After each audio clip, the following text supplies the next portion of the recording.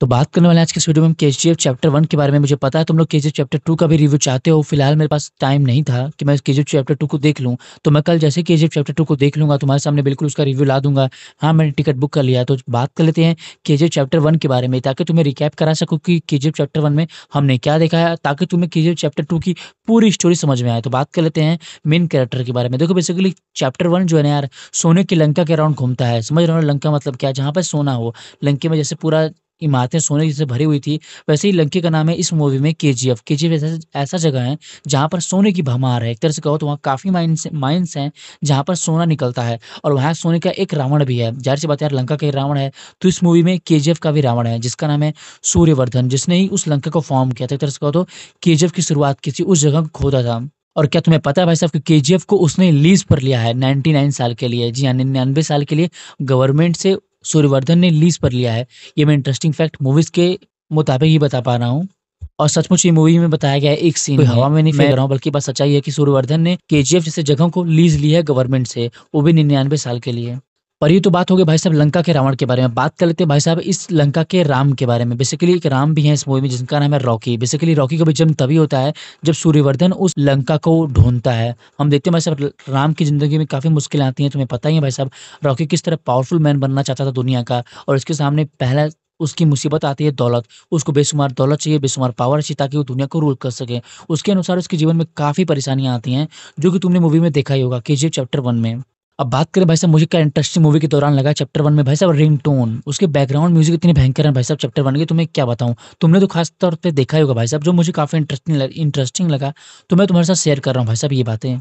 अब बात करते हैं भाई एक और नए मेन कैरेक्टर के बारे में। भाई साहब तुम्हें पता होगा भाई साहब गरुड़ा, जो कि इस मेन कैरेक्टर है, एक तरह से कहो तो मेन विलन है जो इस मूवी का, मतलब राम का असली पाला पड़ने वाला है गरुड़ा से। और गरुड़ा भाई साहब मैं तुम्हें क्या बताऊँ, फुल एटीट्यूड बॉय है। एक तरह से कहो तो ऐसा लेजेंड है, एक ऐसा एंग्री मैन है जिसके सामने आने से अच्छे-अच्छों की पैंट गीली हो जाती है। मूवी के एक तरह से कहो तो 1 घंटे, डेढ़ घंटे बाद उसकी एंट्री होती है भाई साहब, पर उसकी जब एंट्री होती है तो अच्छे-अच्छों की पसीना निकल जाता है। तो काफ़ी इंटरेस्टिंग एंट्री होती है गरुड़ा की। अब बात करते हैं भैया साहब रॉकी भाई के स्टाइल के बारे में। देखो रॉकी भाई साहब स्टाइल काफ़ी एटीट्यूड वाला है, एक तरह से कहते हैं एंग्री एटीट्यूड इनका भी है, पर कहीं न कहीं भाई साहब रॉकी भाई फनी एटीट्यूड में भी हैं। पर कहते हैं ना भाई साहब, शेर के मुँह से शायरी सुनना भी अजीब बात होती है।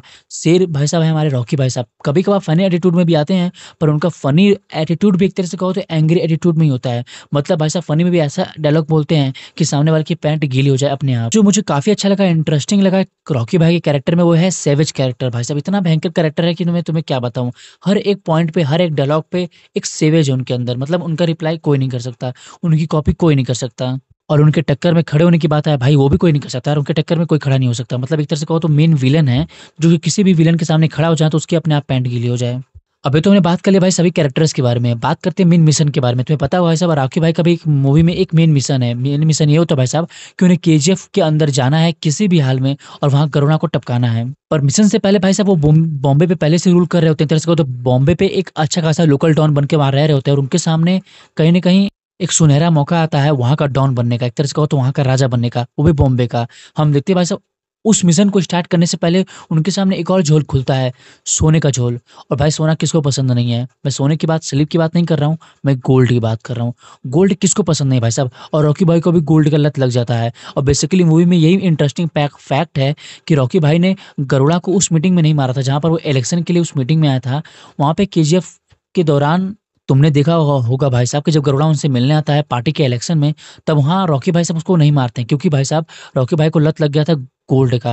अब उनको गोल्ड के राज जानना था, एक तरह से कहो तो सोना का राज जानना था, इसलिए उसका मेन मकसद होता है केजीएफ में जाने का, ना कि गरुड़ा को मारने का। हाँ, गरुड़ा को मारने का एक तरह से एक्सेप्शनल हो सकता है केस, पर उनका मेन मकसद होता है केजीएफ में जाकर पता लगाना कि बेसिकली सोना आ कहाँ से रहा है। क्योंकि मेनली उस वक्त ये लग रहा था, सभी लोगों को लग रहा था कि जो वहाँ सोना आ रहा है वो अफ्रीका से आ रहा है, पर बेसिकली सच्चाई ये नहीं थी। तो केजीएफ में जाना उनका मेन मकसद ये भी होता है भाई साहब कि वो जाके पता लगाएँ कि बेसिकली केजीएफ में सोना आ कहाँ से रहा है। उसके बाद क्या होना था भाई साहब, हम देखते हैं भाई साहब नर्क में एंट्री हो जाती है हमारे रॉकी भाई साहब की। और नर्क तुम समझ ही रहोगे किस हालात होंगे वहाँ पर, मतलब कि भाई साहब इतने बुरे हालात होते हैं कि मैं तुम्हें क्या बताऊँ। तुमने तो देखा होगा भाई साहब, मतलब यार खाने-पीने को, रहने को जगह नहीं होता, और इतनी बुरी तरीके से वहाँ 20,000 लोग रह रहे होते हैं। मतलब यार कितनी बुरी बात है। और उनकी ज़िंदगी देखकर मुझे लगता है भाई साहब उससे अच्छी ज़िंदगी तो नर्क में होगी, इतनी बुरी तरह वहाँ के लोगों को रखा गया था। अब देखो भाई साहब, गरुड़ा के फादर यानी कि सूर्यवर्धन की भी मौत होने वाली है और गरुड़ा को उनकी पोजीशन मिलने वाली है। एक तरह से कहो तो उनको विरासत में केजीएफ मिलने वाला है। पर क्या केजीएफ के असली हकदार गरुड़ा हैं? जी नहीं, गरुड़ा के साथ-साथ 2 और लोग भी हैं जो केजीएफ को अपना हथियाना चाहते हैं। बेसिकली सूर्यवर्धन के भाई यानी कि गरुड़ा के चाचा धीरा और 2 और मेन कैरेक्टर्स हैं जो कि केजीएफ में अपना रोल पाना चाहते थे। बात करते हैं उन कैरेक्टर्स के बारे में। देखो बेसिकली पहला कैरेक्टर होता है मैथ खलीफा जो कि दुबई में रहकर अपने गोल्ड के कारोबार को बढ़ाना चाहता था और इसलिए वो केजीएफ को हथियाना चाहता था। और दूसरी होती है हमारी भाई साहब रमिका सेन जो कि एक तरह से कहो तो सच्चाई की देवी होती हैं और वो सचमुच में केजीएफ में आकर वहाँ पे सफाई करना चाहती थी, गुंडों से भी और वहाँ के गोल्ड से भी। पर इन दोनों के सामने भाई दीवार बन के खड़ा होते हैं हमारे सूर्यवर्धन भाई साहब। पर सूर्यवर्धन भाई साहब की तो डेथ होने वाली है और उनके पास उनका कार्यभार मिलने वाला है गरुड़ा को। क्या गरुड़ा सचमुच में ये कार्यभार संभाल पाएंगे? तुम्हें क्या लगता है? अब संभाल पाते कि नहीं पाते तो मुझे नहीं पता, पर उनके सामने भाई आ जाते हैं हमारे रॉकी भाई साहब और रॉकी भाई साहब उनसे गद्दी छीन लेते हैं। तुम्हें बेसिकली पता होगा भाई साहब केजीएफ चैप्टर 1 की एंडिंग कि भाई साहब गरुड़ा को मारने के लिए फुल प्रूफ प्लान बनाते हैं हमारे रॉकी भाई साहब और उस नर्क में रहकर कैसे कैसे अपने दिन काटते हैं और किस तरह फुल प्रूफ प्लान बनाकर आखिरकार गरुड़ा को मार भी देते हैं।